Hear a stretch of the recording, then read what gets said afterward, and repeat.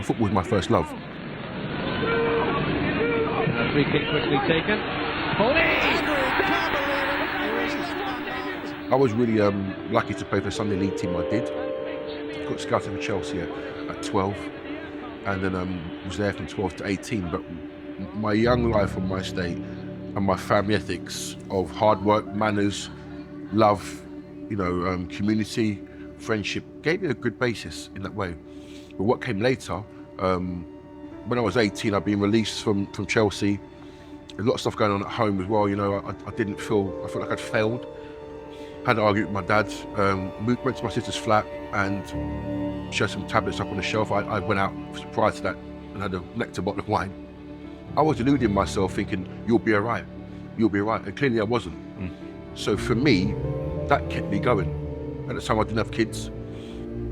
Came back and I thought to myself, do I really want to be here? Will anybody miss me?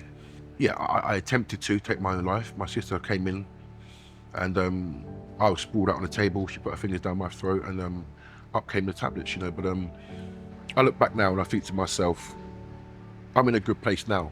But in order to be there, you've got to lose. You've got to struggle in that way in my life. Otherwise, I wouldn't be here the way I am. I would never change my fate.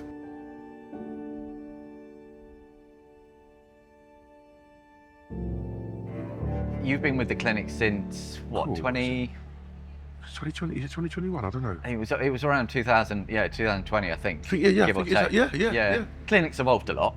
Yeah. What was your connection with the clinic to look at coming to us for your treatment? It was more a case of doing my homework, so to speak, because it wasn't going to happen in the NHS. So I looked around for a private clinic, and there was a lot in London. But for me, being a Londoner, it was so saturated. I wanted some kind of a genuine touch. So when I looked up on the website and I made what it was on the phone call, or what I filled out online, I just got a feeling, and I've learned to go with my intuition. So when I came down, I met Dr. Rob.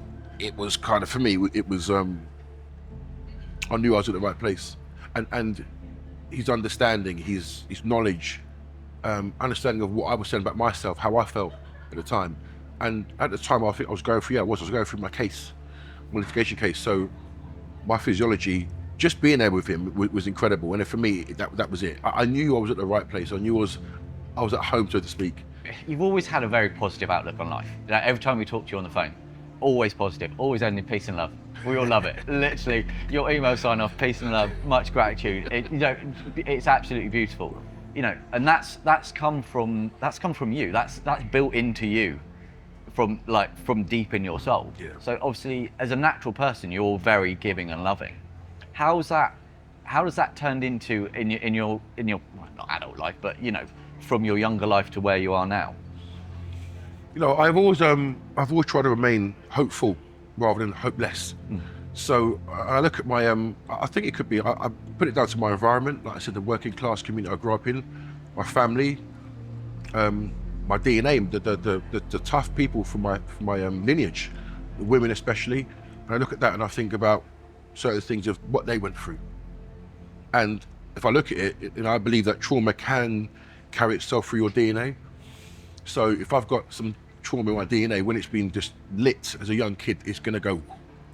So for me, I look at that and I think, I was so low then, the only way is up, and I just deal in love. Little things like when you ask somebody, how are you? You'd be surprised how many people don't get asked that question.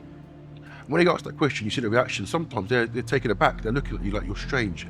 Then they go, I'm okay, then the next minute it all comes out.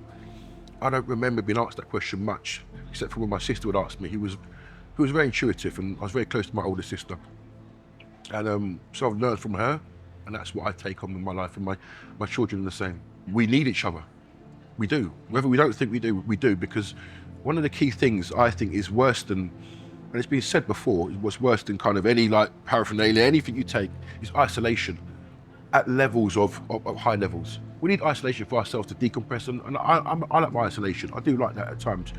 But being around each other and being with each other and supporting each other is important. How were you feeling physically in regards to where you were at and why you wanted to start the treatment? Well, I knew that my testosterone was low. But obviously the threshold in this country is like, oh, you're fine. You just carry on, you're fine. And I knew from putting my body through so many strenuous sessions and games, I knew that I wasn't right. I knew that I had that sort of fog. I knew I was irritable. I knew I just didn't feel right. So when I had my blood test, and it was low, and I met Dr. Stevens, and we started the treatment, I could see the difference straight away. The whole physiology, how I felt in myself, the change in my body. Also, I had to look at my diet. I mean, yeah. I think from what I remember, the last time you were in clinic, Jimmy, I think after the in-body, I think the comment was put the cookie down. Yeah, Jimmy. yeah, that one, yeah. But the funny thing with that, when Dr. Stevens first told me that, I was in the midst of just getting my levels right, and I was like, what do you mean about the cookie? I don't think. And I was looking, as I was ranting back via email, I was just looking at chocolate biscuits in the corner. I thought, that's genius. Okay, the question is, right, did you go for the chocolate biscuit? It made me just go, it made me throw them away. Do you know what though? That's a poignant thing, because obviously we say we're very real in clinic. It's very to the point in a soft, because it's about you taking control of your journey with TRT and your own health. Yeah. So little things like that, although from an external point of view could seem quite harsh. Yeah. They're needed. It's like you could see the point behind it. Yeah. Because you're responding back via an email, getting a little bit. Yeah, I was animated. Yeah, animated. No, good word. Animated. I like that. I was pressing this phone like I was trying to put my thumb through it. I was like that, but it's real. It's the truth, and I deal in truth. So for me, I always go back and say thank you, because there's realization of like, listen, like I said, there's boundaries there, but people have to be told the truth. Whether you want to take it or not, it's for the betterment of you. Obviously, we try to reflect on what we do as a company. What do you think makes us different to anybody else out there that's doing, or trying to do what we do? Why do you stay, committed? It's the knowledge, it's the care, it's the realness. You know what it is? It's the, when I say the honesty and the realness, it's the relatability to when you come home, like I say, it's like coming home. And I think just being accessible to patients, accessible in a way where it's real. Nothing's ever too much.